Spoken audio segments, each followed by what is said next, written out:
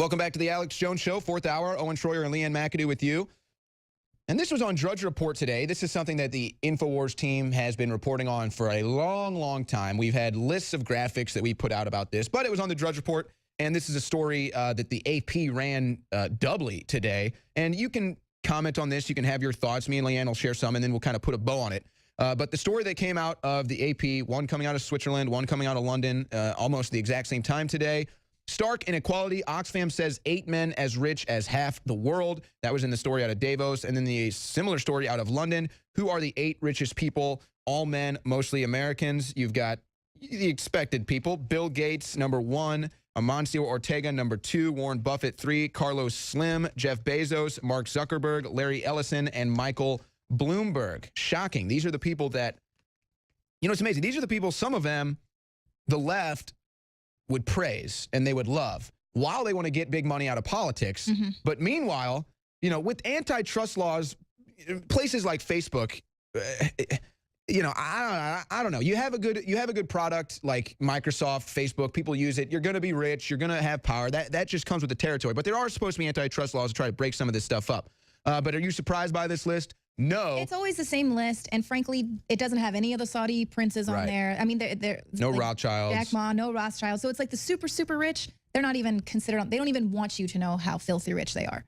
Or you can't even calculate their wealth, right? Because it's so absurd. Beyond computation. It's literally like you break the calculator trying to figure it out. But you know, here's the funny thing.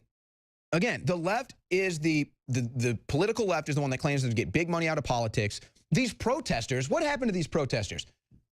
They were just protesting Wall Street, Occupy Wall Street, right? Occupy the rich, take from the rich to give to the poor. All the people on these lists donate to the political left. Every single one of them. And you're going to sit here and complain that the conservatives or the Republicans or the right is the party of the wealthy. Now, I'm not going to sit here and act like there aren't rich people on both sides of the aisle, that people who make more money tend to be more conservative. Of course, they want to conserve what they've earned. But it's just ironic to me. You look at this list, allegedly the richest people in the world, they're all leftist. They all give to the Democrats. And yet the Democrats, the protesters, claim that that's what they're out mobilized protesting is this control. Right. It's ridiculous, Leanne. I agree.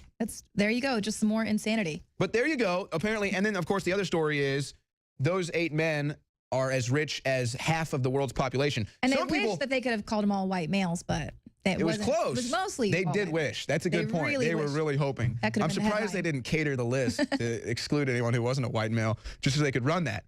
But they claim these 8 men have as much wealth as half the world. Some people say that they have like 99% of the wealth.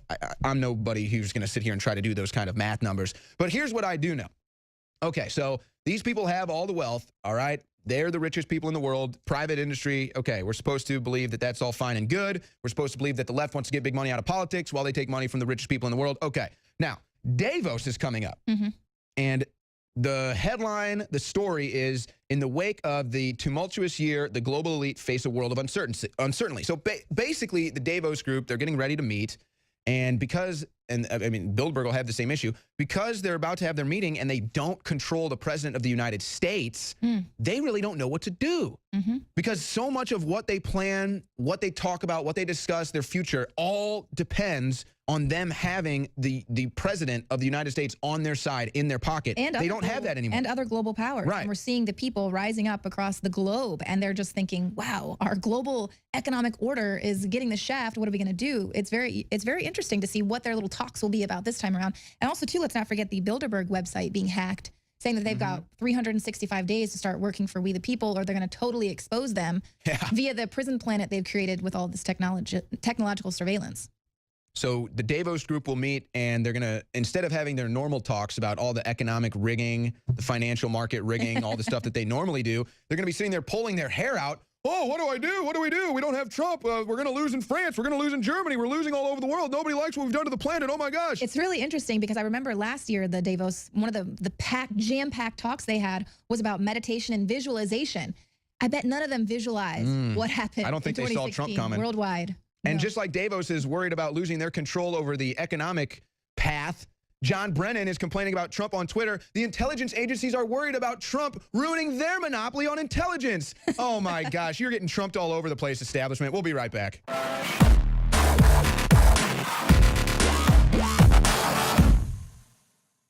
not going to sit here and say, see, I told you so, that communist Chinese-style net censorship is coming to the web, because it's already here. It's being announced. The way you keep the internet open and free is you get involved more than ever. Go to Infowars.com/app. A new battleship in the fight. Infowars Live, available right now. We're looking for a crew to man it. You going to sit down and play games and be a trendy? Or are you going to be part of history? Don't sit by and let the internet and free speech be stolen from you. Take action.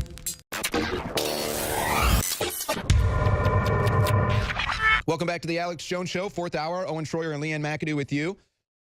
And this was on Drudge Report today. This is something that the Infowars team has been reporting on for a long, long time. We've had lists of graphics that we put out about this, but it was on the Drudge Report, and this is a story that the AP ran doubly today. And you can comment on this. You can have your thoughts. Me and Leanne will share some, and then we'll kind of put a bow on it. But the story that came out of the AP, one coming out of Switzerland, one coming out of London, almost the exact same time today.